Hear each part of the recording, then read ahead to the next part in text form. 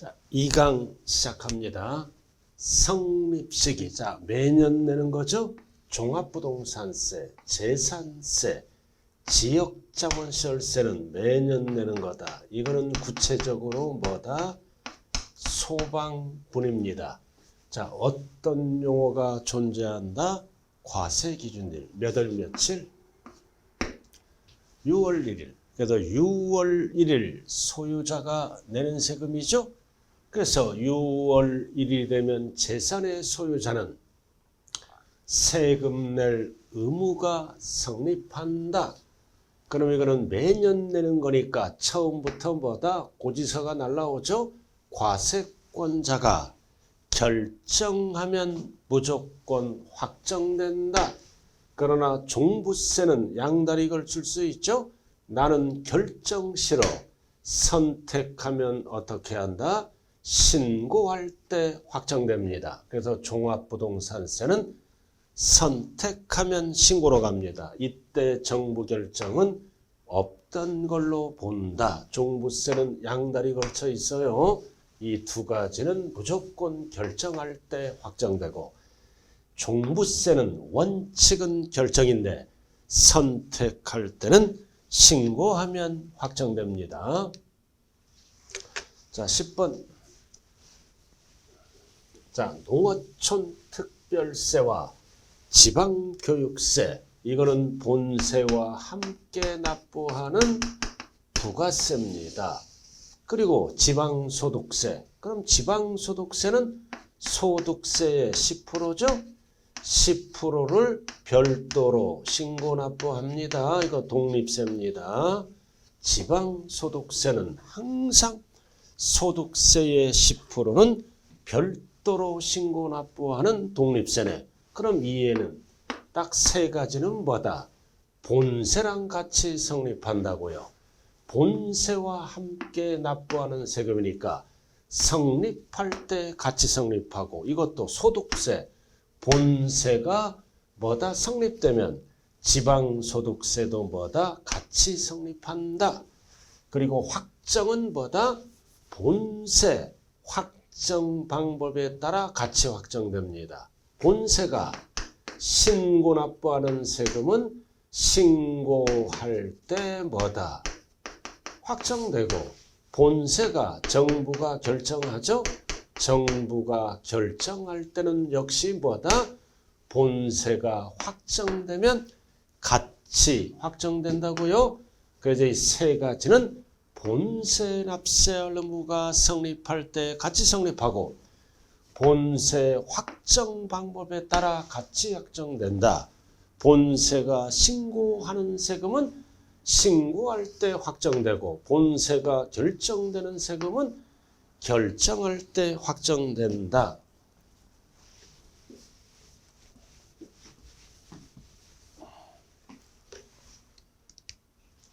자, 그 다음.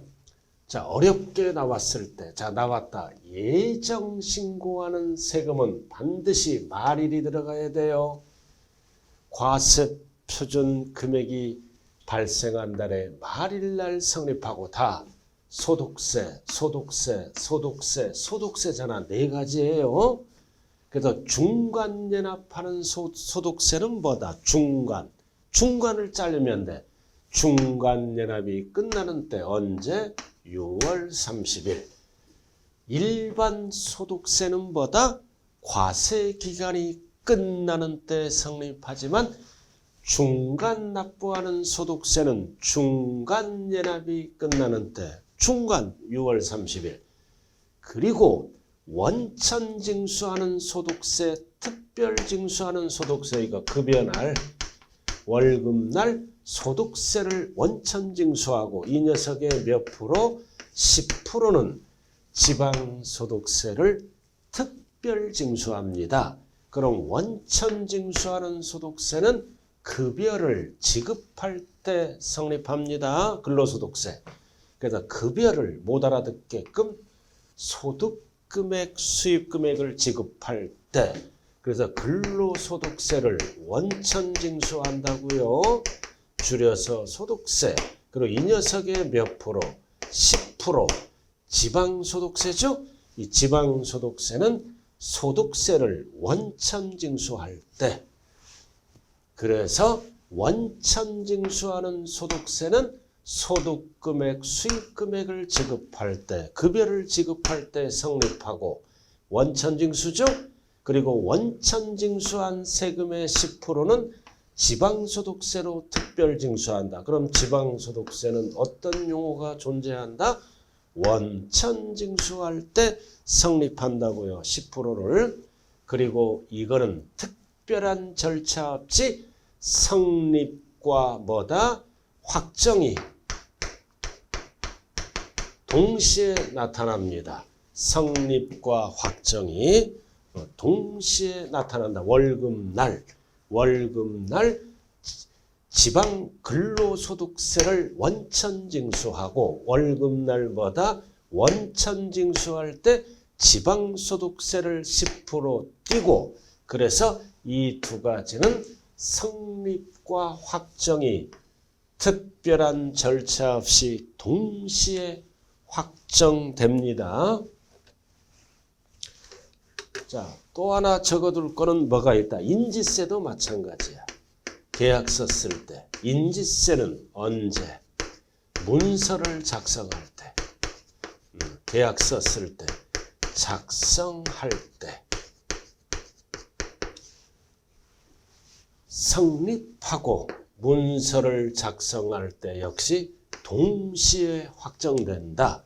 그래서 우리가 세 가지는 뭐다? 특별한 절차 없이 뭐다? 성립과 확정이 동시에 나타나는 세금이에요. 계약서 쓸 때 성립하고 확정되고, 월급날 근로소득세 성립하고 확정되고, 근로소득세의 10% 지방소득세 성립하고 확정되고, 그 얘기네요.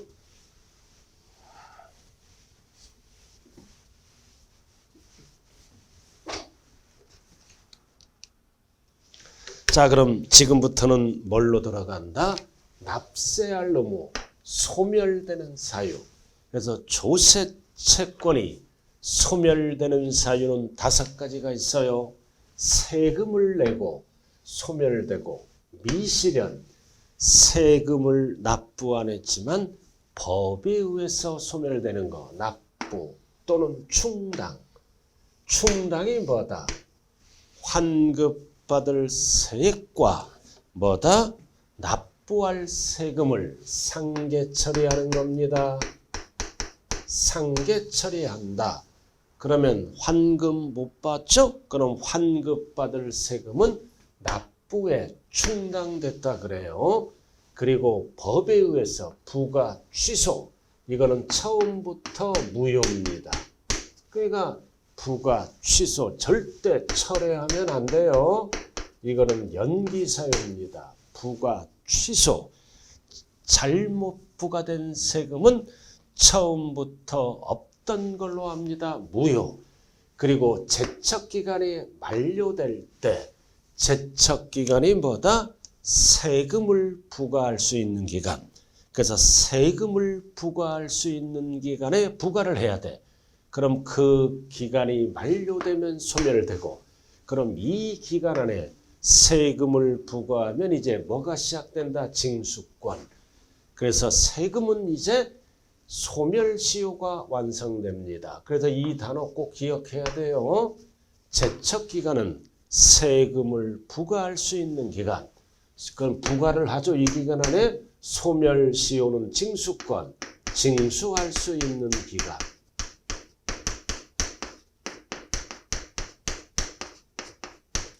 제척기간은 뭐다? 세금을 부과할 수 있는 기간. 이렇게. 그럼 부과기간에 부과를 안 하면 소멸, 만료. 그럼 부과기간에 부과를 안 하면 이제 징수권, 징수할 수 있는 권리. 징수할 수 있는 기간 안에 징수를 해야 된다. 그래서 징수기간이 완성되면 세금 낼 의무가 없어집니다. 그래서 납세 의무 소멸 사유는 5개밖에 없어요. 5개밖에 없다. 만약에 사망하죠. 그럼 사망하면 상속이 이어지죠. 이런 거는 승계사유입니다. 그럼 상속인은 세금 내야지. 또는 법인의 합병. 법인을 합병하잖아. 그럼 합병 법인은 세금 내야죠. 이런 것들은 승계사유다. 그래서 결론은 하나, 둘, 셋, 넷, 5개밖에 없다. 소멸되는 사유. 그럼 부가권, 부가할 수 있는 권리, 제척기간이죠. 나왔다. 사기부정. 자, 지방세든 국세든 몇 년 안에 부과를 해야 돼. 10년. 그러나 상속세, 증여세는 제척기간이 길어. 그러나 출제 제외입니다. 참고로만 알아두라고요. 그 다음 납세자가 법정신고기한까지 신고서를 제출하지 않았다. 뭐야? 무신고. 몇 년 안에 부과를 해야 돼? 7년. 무칠래. 그리고 그 밖의 경우는 5년입니다. 그럼 대표적으로 뭐가 있을까요? 과소신고. 이런 거. 그래서 사기부정은 10년 열받아요. 무신고는 무칠래 7년. 이거를 뺀 나머지 제척기간은 5년입니다. 이거는 참고로만 알아두고, 그럼 제척기간의 시작일은 신고하는 세금은 신고기한 다음 날 신고일 하면 안 돼요. 그리고 이게 여러 번 출제돼서 신고하는 세금 3개, 정부가 결정하는 세금 3개 기본, 납세 의무 성립일입니다. 이거를 뭐라 그래요? 과세 기준일. 자, 신고하는 세금 기초 3개. 취득세, 등록면허세, 소득세는 신고기한이 다음 날부터 10년, 7년, 5년을 시작합니다. 기산일. 정부가 결정하는 세금 3개. 재산세, 종합부동산세, 그리고 소방분. 소방분보다 지역자원시설세. 지역자원시설세죠. 이렇게 재산세, 종합부동산세, 지역자원시설세는 정부가 결정한다. 그럼 소멸 제척기간의 기산일 반드시 알아야 돼요. 정부가 결정하는 세금이니까 뭐다? 다음 날로 따지는 게 아니라 납세 의무 성립일 몇 월 며칠? 6월 1일 날 세금 낼 의무가 성립하니까 6월 1일부터 10년, 5년, 7년 안에 부과를 해야 됩니다. 7글자로 납세 의무 성립일, 5글자로 과세기준일, 숫자로 6월 1일 다음 날 쓰면 안 돼요. 이게 뭐다? 제척기간입니다. 세금을 부과할 수 있는 기간.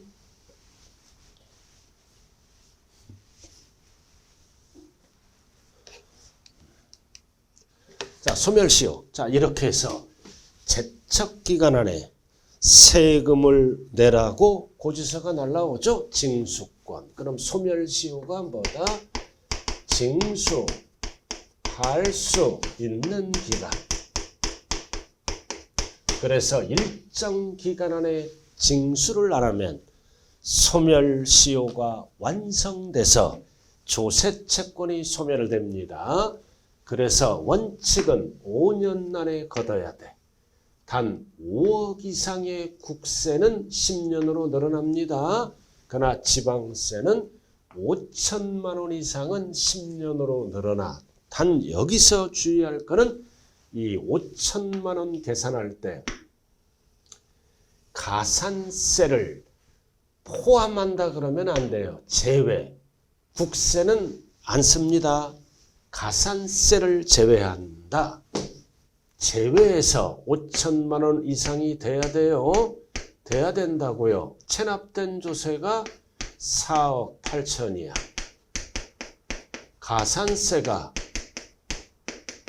가산세가 예를 들어서 200만 원이야. 200만 원이죠? 그럼 가산세 200만 원을 제외합니다. 더하면 5억이 되겠죠? 5억 이상. 그럼 10년이 아니라 지방세는 4억 8천, 5천만 원 미만 이상이 될 때, 그럼 이거니까 몇 년으로 가겠다? 소멸시효는 5년으로 가겠다. 그러다 지방세 5천만 원 이상 따질 때 가산세는 제외한다. 국세는 포함해서 계산합니다. 지방세만 있어요. 이거 가산세 포함하면 큰일 나요. 자, 그리고 소멸시효 시작일은 신고하는 세금 3개, 정부가 결정해서 납부하는 세금 3개 다 다음 날이야. 제척기간이든 소멸시효 기산일은 다음 날인데 앞에 거 다시 한번 보죠. 제척기간 조세 결정하는 세금은 납세 의무 성립일부터 따집니다. 절대. 그러니까 출제는 이것만 되지. 나머지는 다 다음 날이 됩니다.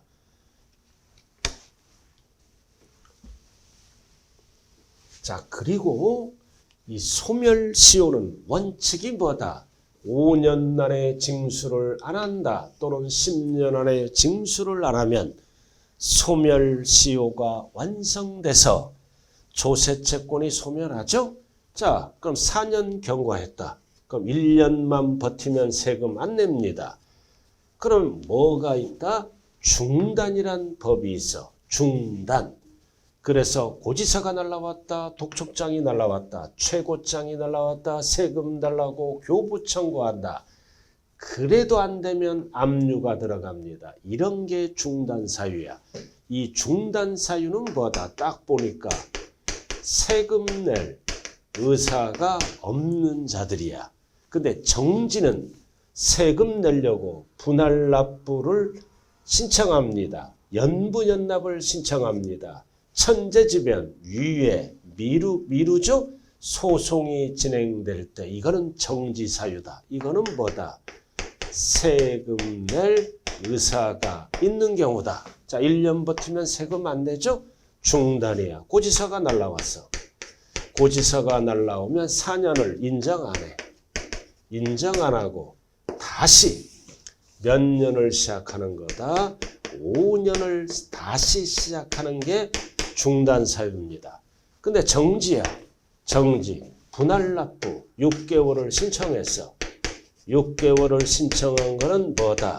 인정해. 4년을 인정하고 나머지 몇 년을 버티면 세금을 안 낸다? 1년.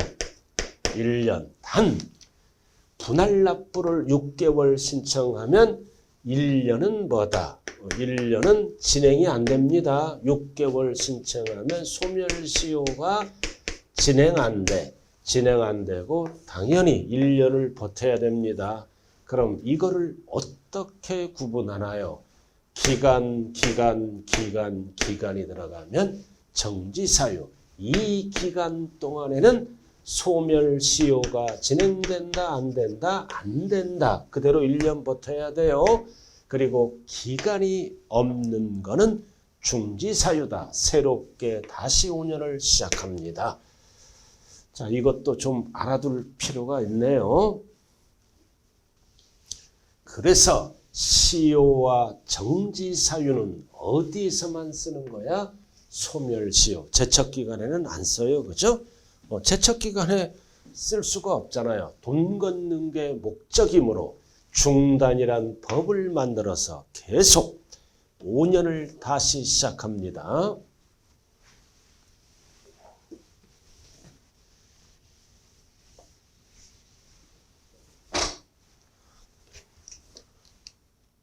자, 그 다음 14번.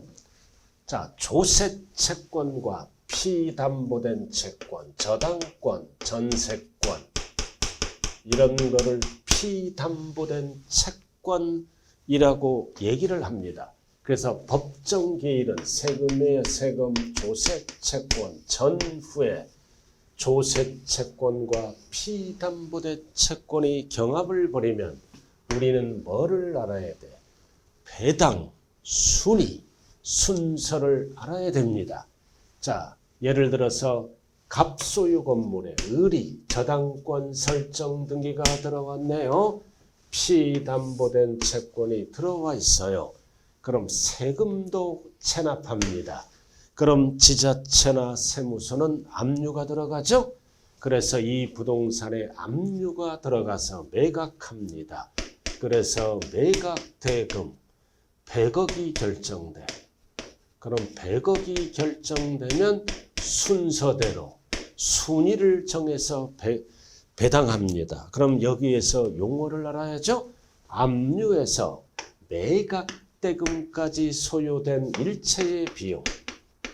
일체의 비용은 국세에서는 뭐라 그래요? 강제징수비. 지방세에서는 뭐라 그래요? 체납처분비. 그럼 100억은 100억 중에 순위는 이해는 자기들이 지출한 비용이므로 무조건 세금보다 또는 피담보된 채권보다 1순위로 가져갑니다. 1순위. 그리고 우리가 알아야 될 거는 뭐다? 신고하는 조세. 하나, 둘, 셋. 그리고 재산에 부과된 조세. 이거를 뭐라 그래요? 당해세. 즉 정부가 결정하는 세금이라고요.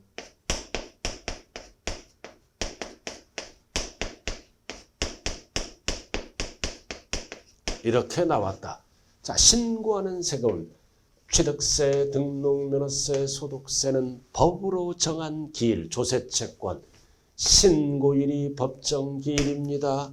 그리고 재산에 부과된 세금은 법정기일이 고지서 발송일이에요. 발송일이에요. 발송일이 법정기일이다. 그래서 신고하는 세금과 저당권이 경합을 벌였을 때는 둘 중 빠른 것을 배당받고 재산에 부과된 세금 4개죠. 재산세, 지방교육세는 재산세의 그럼 같이 결정하잖아. 취득세 하면 틀려요. 본세랑 같이 가니까. 소방분도 결정, 종부세도 결정, 그리고 상속증여세도 상속재산, 증여재산에 부과된 세금 정부가 최종 결정한다. 이거는 피담보된 채권의 설정 순서와 관계없이 항상 뭐가 우선 배당한다? 조세채권이 우선한다. 이유는 정부가 결정하니까 저당권보다 우선 배당하겠다는 뜻입니다. 단 신고하는 세금은 뭐다? 법정기일. 대표적으로 뭐가 있다? 취득세. 취득세. 법정기일이 신고일이 있어요. 근데 법정기일 전에 저당권이 먼저 들어왔어. 등기가 됐어. 이럴 때 취득세와 저당권이 경합을 벌이면 둘 중 빠른 것을 우선합니다. 그럼 법정기일 전에 저당권과 취득세가 부딪히면 뭐가 우선한다? 저당권이 우선합니다. 그래서 저당권이 취득세보다 우선한다. 이게 우선하는 거예요. 근데 법정기일 후에 저당권이 먼저 들어와 있어. 그럼 빠른 게 뭐다? 조세채권이지. 이럴 때는 뭐다? 취득세가 저당권보다 우선합니다. 그래서 신고하는 조세의 법정기일은 신고일이에요. 신고일과 피담보된 채권의 등기일 중 빠른 것을 우선한다. 자, 근데 취득세가 아니라 예를 들어 재산세야. 그럼 재산세는 정부가 결정하는 세금이죠. 재산세는 저당권 등기일과 관계없이 무조건보다 조세채권이 우선합니다. 그래서 항상 피담보된 채권과 우선 나는 세금을 찾아라 그러면 재산에 부과된 세개, 하나, 두 개, 세 개, 네 개. 단 이해는 출제 제외. 그래서 상속세, 증여세도 신고는 하지만 최종 결정은 정부가 해줍니다. 참고로 알아두라고요. 그래서 항상 조세 채권이 우선하고 한 번 내는 세금은 뭐다? 둘 중 비교해서 빠른 거를 우선한다. 취득세. 전에 저당권일 때는 전자가 들어가면 저당권이 우선하고 후자가 들어가면 취득세가 우선한다. 자, 이렇게 알아두시면 되네요. 그리고 여기서 이제 하나 더 알아야 될 거는 조세 채권 간에도 우선순위가 있어요. 조세 채권 간의 경합을 벌였을 때도 1순위는 뭐다? 담보 있는 조세 채권이 우선합니다. 1순위예요. 그 다음 2순위는 압류가 들어가. 압류된 조세 채권. 그리고 3순위는 세금 달라고 교부 청구하는 조세 채권. 그래서 순서 담보가 1순위, 압류된 조세 채권이 2순위, 교부 청구는 3순위. 그래서 담보와 압류가 경합을 벌이면 뭐가 우선한다? 담보가 압류된 조세 채권보다 우선합니다. 자, 그리고 두 번째는 징수금. 자, 징수금은 1순위가 뭐다? 체납처분비. 무조건 1순위. 그 다음 뭐다? 조세 채권. 지방세, 국세. 순서는 세금보다 체납처분비 또는 강제징수비가 1순위입니다.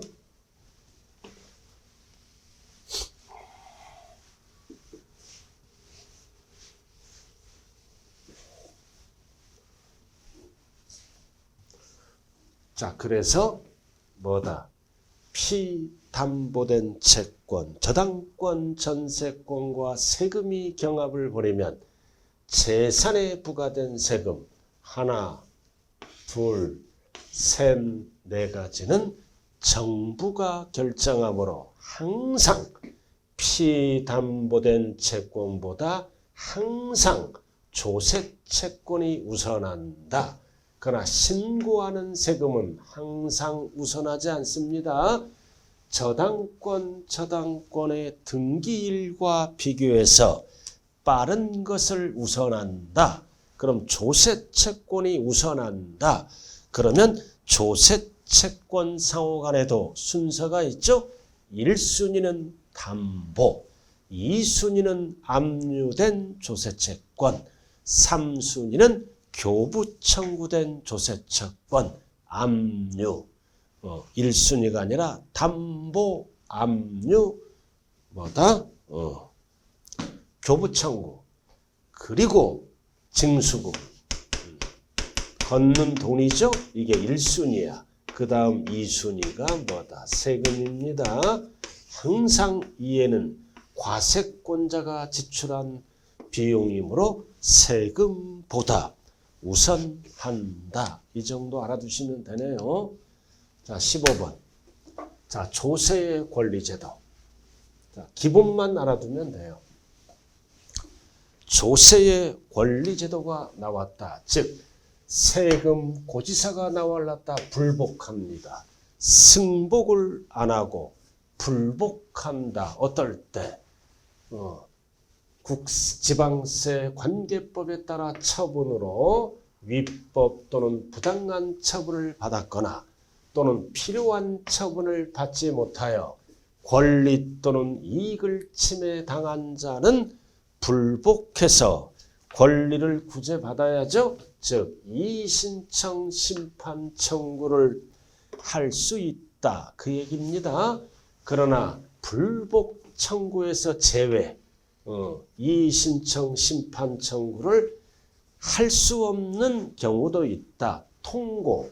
자, 범칙 이거는 뭐다? 조세 포탈범위야. 너는 조세 포탈범위로 통고 처분 이런 거는 불복 청구 대상에서 제외되고 그다음 과태료 이런 것들은 이의신청이나 심판 청구를 할 수 없다. 그리고 과세 전 뭐다? 예고 통지를 합니다. 세무조사가 들어가는 분들이 있죠. 적부. 그래서 바르다 바르지 못하다 이런 처분도 뭐다? 심사나 이의신청을 할 수 없다. 뭐 이런 감사원법에 따라 감사청구 이런 것도 뭐다? 할 수 없다.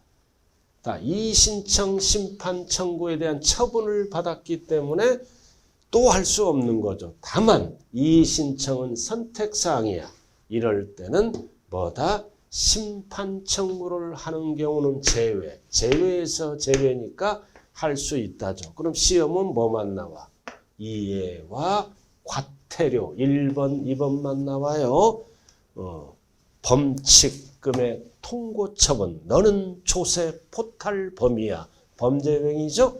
이런 거는 제외. 불복 청구를 할 수 없고 과태료입니다. 이런 거를 다 받아주면 뭐다? 업무가 마비됩니다. 그래서 과세 전 적부 심사 청구를 받아서 예고 통지를 합니다. 그래서 소명을 못했을 때는 과세권자가 처분을 해. 그래서 1번, 2번 이 정도만 알아두면 되네요.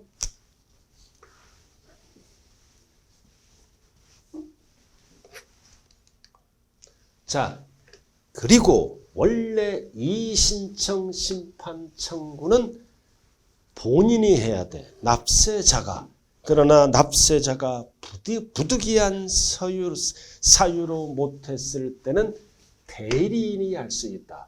그럼 대리인은 전문적으로 변호사, 세무사, 이런 공인회계사 등을 뭐다? 포인트가 대리인으로 선임할 수 있다. 전문가들이죠? 전문가. 그리고 2번은 뭐다?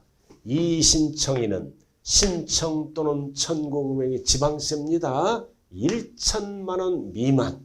1천만 원 미만이에요. 누가 나와? 배우자. 사촌 이내의 혈족은 대리인이 나옵니다. 1차적인 대리인은 전문가인 대리인으로 선입할 수 있다. 그럼 이쪽은 금전이 투입되죠? 그럼 혈족에게 대리인으로 선입할 수 있다. 배우자, 사촌 이내, 단 얼마 미만? 1천만 원 미만. 그리고 대리인 본인을 위하여 신청 또는 청구에 관한 모든 행위를 할 수 있다. 대리인이 나옵니다. 다만 그 신청 또는 청구에 취하는 특별한 유임을 받은 경우, 그러니까 유임을 받아서 할 수 있다는 뜻이다. 중요한 거는 2번 지문입니다. 1천만 원 미만 대리인으로 선임할 수 있다. 1천만 원 미만이에요. 지방세. 자, 이렇게 알아두시고, 자, 그럼 우리가 불복합니다. 승복을 안 하고 지방세 위주로 공부하면 돼요. 자, 납세자는 이 신청을 언제까지 한다? 처분을 받은 날로부터 90일 이내에 신청을 해야 됩니다. 이의를 제기해야 돼요. 그 다음 이 신청은 과세권자가 결정도 90일입니다. 90일. 그래서 시군세는 시장군수에게 하는 게 이 신청이고, 도세는 도지사에게 하는 게 뭐다? 이 신청이다. 그럼 정부가 결정해 다시 불복을 합니다. 불복을 해. 불복을 하면 다시 90일 이내에 심판 청구, 조세 심판원자에게 청구를 하는 거야. 심판해달라고. 감사원장이 하는 게 심사 청구야. 그럼 이제 90일 이내에 결정을 합니다. 결정을 해. 또 불복을 합니다. 또 불복을 하면 어쩔 수 없이 법원에 행정소송을 제기합니다. 90일. 그래서 지방세는 숫자가 다 90일입니다. 단 참고하자. 지방세입니다. 이의신청 국세의 결정기간은 빠르게 결정합니다. 국세는 이의신청 결정기간이 30일, 지방세는 90일. 이것만 주의하면 돼요. 그래서 불복했을 때 납세자는 이의신청 1심, 불복하고 2심으로 들어갑니다. 조세 심판원, 감사원장 단 중복해서 제기를 할 수 없다. 중복 불가능. 왜? 양다리 걸쳐서 간보지 말아라 이거지. 둘 중에 하나. 그리고 그래도 불복하면 3심. 이렇게 원칙은 이렇게 가는 게 원칙입니다. 1심, 2심, 3심. 단 주의하자. 이의신청은 뭐다? 선택사항입니다. 이의신청은 선택사항이야. 그러나 2심, 조세 심판원장, 감사원장이 하는 것은 반드시 해야 하는 필수 절차입니다. 그래서 납세자는 시장, 군수, 도지사, 자치시장, 자치도지사 못 믿겠다. 이거를 생략하고 2심으로 갈 수 있습니다. 2심으로 갈 수 있다. 선택사항이니까 2심으로 갈 수 있다. 그래서 이의신청을 아니하고 심판, 심사 청구를 할 수 있다, 없다? 있다. 그리고 2심은 필수 절차입니다. 이거는 반드시 이해를 거치고 행정소송으로 가야 됩니다. 그래서 심판이나 심판 청구는 반드시 뭐다? 거치고 행정소송으로 가야 됩니다. 그래서 시험은 두 가지잖아. 이의신청을 거치지 않고 심판, 심사 청구를 할 수 있다. 그리고 두 번째는 심판 청구 또는 심사 청구를 거쳐야만 행정소송을 할 수 있다, 없다? 있다. 고로 심사나 심판 청구를 거치지 아니하고 행정소송을 할 수 없다예요. 그래서 이거는 안 해도 되는 선택사항. 반드시 행정소송을 오려면 여기서 다투고 오라 이거지. 이거를 거치지 않고 행정소송으로 가면 판사들이 세금 문제 때문에 업무가 마비될 수 있어 여기서 다툼을 하고 이쪽으로 오란 뜻입니다. 자, 이거네요.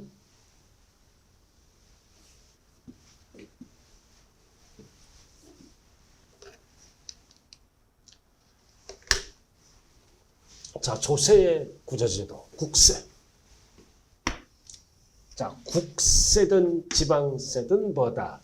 이의신청입니다. 선택사항이에요. 거치지 않고 심판 청구를 제기할 수 있다, 없다? 있다. 똑같아. 그 다음 심판 청구네. 국세랑 똑같아요. 필수 절차. 거치지 않고 행정소송을 제기할 수 있다, 없다? 없다. 이의신청은 있다. 심판 청구는 없다. 필수지문. 자, 신청기간은 다 90일이야. 3개월은 알 필요도 없어. 다 90일인데 요거. 국세 이의신청 결정기간은 30일. 빠르게 결정합니다. 그럼 지방세는 다 90일이야.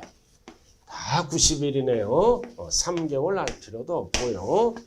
자, 나머지 용어 정리입니다. 심판 청구는 그 처분 집행에 효력을 미치지 않습니다. 당연히 미치지 않죠. 그래서 미치지 않으므로 압류한 재산에 대해서는 공매 처분을 할 수 있어. 하는데 바로 들어가지 말고 며칠간 여유를 준다. 30일입니다. 30일 이내에 돈 내란 뜻입니다. 보류할 수 있다. 60일하면 30일. 그 다음 이의신청인이 재해 등을 입어 이의신청 기간 내에 90일이죠. 없을 때에는 그 사유가 소멸된 날로부터 며칠? 14일입니다. 14일 이내에 이의신청할 수 있다 없다? 있다. 이렇게 되네요.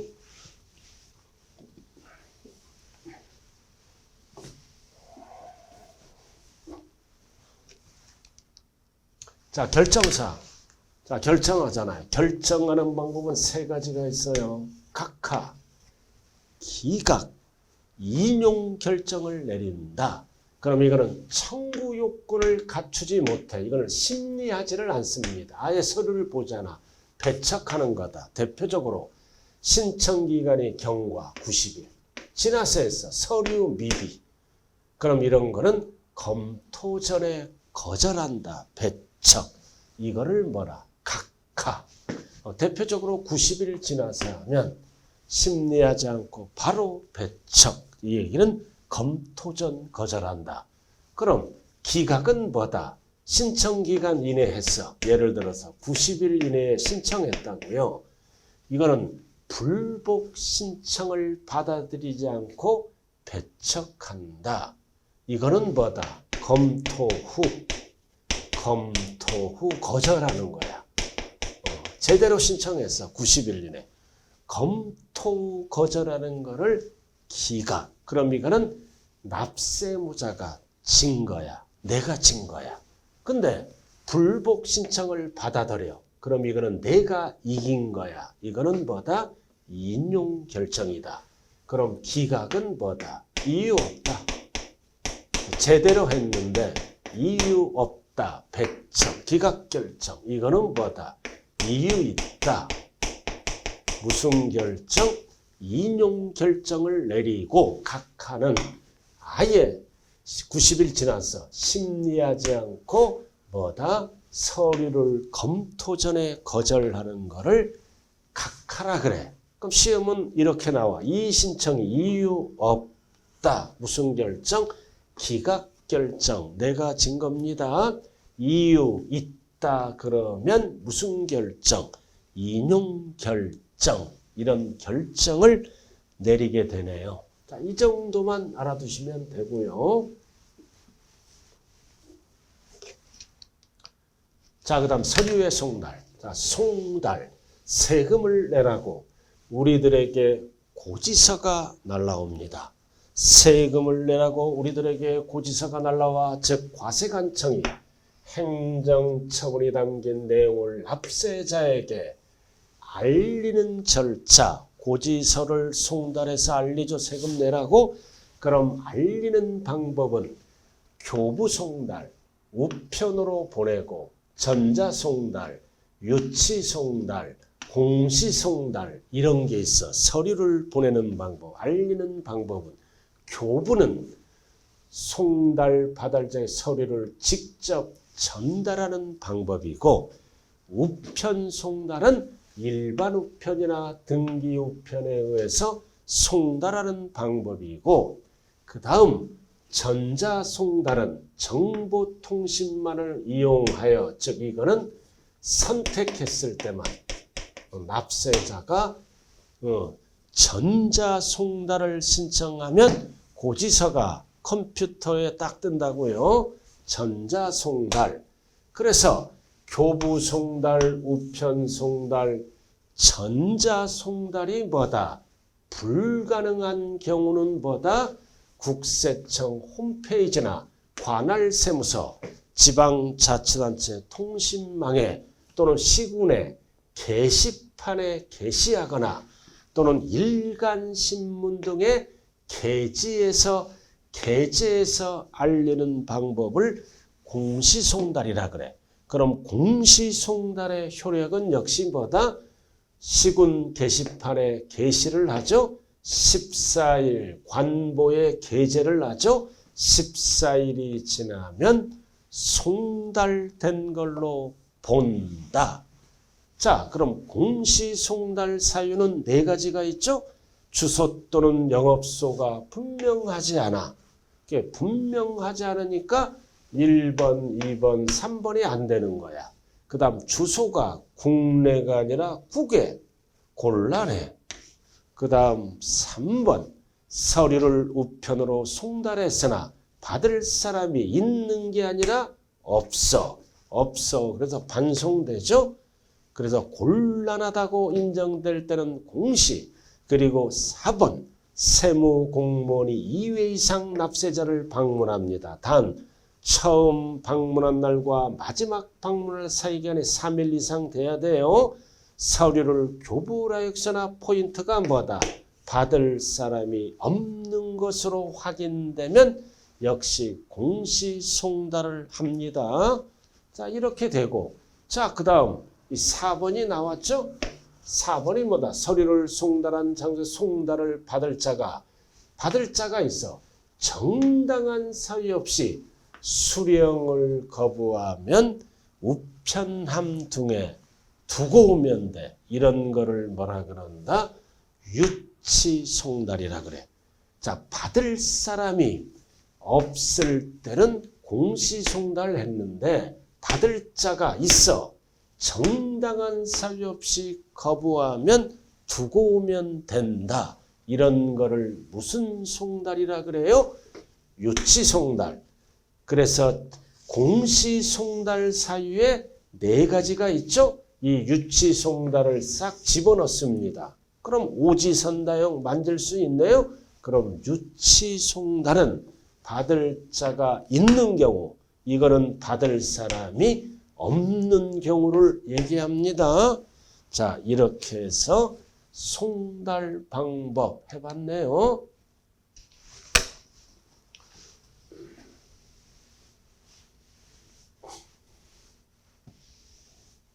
자, 우리가 고지서가 날라오잖아. 항상 고지서 속에는 뭐가 찍혀 있어? 납부기한. 납부기한에 세금을 내세요. 공시수적 송달되죠? 근데 송달이 지연됩니다. 지연되면 법에 의해서 납부기한을 연장을 해야 됩니다. 자, 기한을 정해서 항상 고지서가 날라오잖아. 통지서가 날라오잖아. 독촉장, 최고서를 송달하였더라도 다음 어느 하나에 해당하면 지방자치단체 징수금의 포인트가 뭐다? 납부기한은 뭐다? 해당 서류가 도달한 날로부터 며칠? 14일이 지난 날 15일째가 납부기한이 된단다. 그래서 서류가 납부기한이 지난 후에 도달했어. 그럼 언제가 납부기한이다? 해당 서류가 도달한 날로부터 14일이 지난 날이다. 근데 서류가 도달했어. 납부기한 안에. 서류가 납부기한 안에 도달했다고요.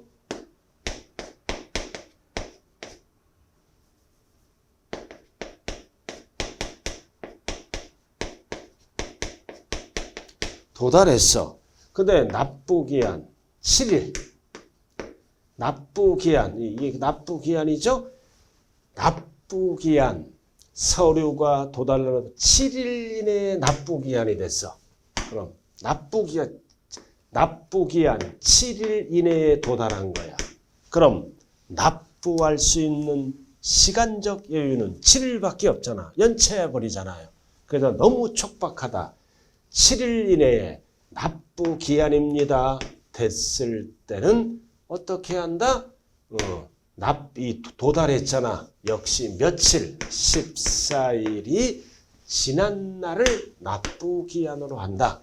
그래서 7일 이내에 납부기한이 될 때는 7일밖에 여유가 없죠. 그럴 때도 서류가 도달한 날로부터 며칠? 14일이 지날. 그래서 1번은 뭐다? 납부기한이 지났다. 그럼 납부기한은 도달한 날로부터 14일이 지난 날 납부기한 안에 도달했는데 7일 이내에 납부기한이 걸렸어. 걸렸을 때도 역시 도달한 날로부터 14일, 이거 7일 답을 14일이에요. 시험은 어떻게 나와? 10일. 그러면 틀려요. 자, 이렇게 해서 송달지연으로 납부기한이 연장할 수도 있다라는 뜻입니다. 자, 이렇게 해서 요점 정리가 끝났네요. 자, 이 시간이 이제 끝나면 이제 요약집 다시 포인트로 들어갑니다. 자, 잠시 쉬었다가 요약집 강의가 진행됩니다. 자, 잠시 쉬었다 하죠.